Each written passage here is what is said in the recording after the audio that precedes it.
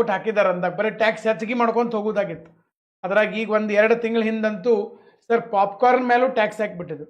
ಈಗ ನಾವೇನು ಸಿನಿಮಾಕ್ಕೆ ಹೋದಾಗ ಪಾಪ್ಕಾರ್ನ್ ಅದರಾಗೂ ಟ್ಯಾಕ್ಸ್ ಹಾಕಿದ್ರು. ಹಿಂಗಾಗಿ ಭಾಳ ನಿರ್ಮಲಾ ಸೀತಾರಾಮನ್ ಅವರು ಟ್ರೋಲ್ ಭಾಳ ಆಗಿದ್ರು, ನೆಗೆಟಿವ್ ಆಗಿ ಟ್ರೋಲ್ ಆಗಿದ್ರು.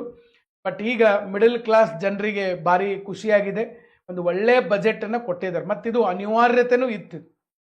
ಓಕೆ, ಇದು ಅನಿವಾರ್ಯತೆ. ಈ ಸರಿ ಕೊಟ್ಟಿರಲಿಲ್ಲ ಅಂದರೆ ದೇಶದಲ್ಲಿ ಅರ್ಥವ್ಯವಸ್ಥೆ ಭಾಳ ಸ್ವಲ್ಪ ಹದಗೆಡ್ತಾ ಇದೆ. ಅದನ್ನು ಹೇಳ್ತೇನೆ ಮುಂದೆ. ಬಟ್ ಅದನ್ನು ಕೊಟ್ಟರೆ ಅದಕ್ಕೆ ನಾನು ಥಂಬ್ನೇಲಲ್ಲಿ ಬರೆದಿದ್ದೀನಿ, 2025-26 ಕೇಂದ್ರ budget it is a master stroke ಅಂತೇಳಿ. ಈ ಮಾಸ್ಟರ್ ಸ್ಟ್ರೋಕನ್ನು ಕೊಡಲೇಬೇಕು. ಮಾಸ್ಟರ್ ಸ್ಟ್ರೋಕ್ ಕೊಟ್ಟಿರಲಿಲ್ಲ ಅಂದರೆ ಎಕಾನಮಿಗೆ ಸರ್ಜರಿ ಆಗ್ತಿರಲಿಲ್ಲ. ಯಾಕಂದರೆ ಇವತ್ತು ನಿರುದ್ಯೋಗ ಸಮಸ್ಯೆ ಅಷ್ಟು ಹೆಚ್ಚಿದೆ. ಮತ್ತು ದಿನಕ್ಕೆ ದಿನ ಏನಾಗತ್ತಪ್ಪ, ನಮ್ಮ ಎಕಾನಮಿ ಒಳಗಡೆ ಡಿಮ್ಯಾಂಡ್ ಕುಸಿತಾ ಹೋಗ್ತಾ ಇದೆ. ಡಿಮ್ಯಾಂಡ್ ಕಡಿಮೆ ಆಗತ್ತದ. ಡಿಮ್ಯಾಂಡ್ ಕಡಿಮೆ ಆಗಕತ್ತು ಅಂತಂದ್ರೆ ಗ್ರೋತ್ ಆಗಂಗಿಲ್ಲ, ಪ್ರೊಡಕ್ಷನ್ ಡೌನ್ ಆಗ್ತವೆ. ಸೊ ಇದು ಭಾಳ ಪ್ರಾಬ್ಲಮೆಟಿಕ್ ಇತ್ತು.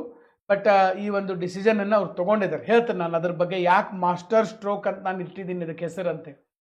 ಬಟ್ ಈ ಒಂದು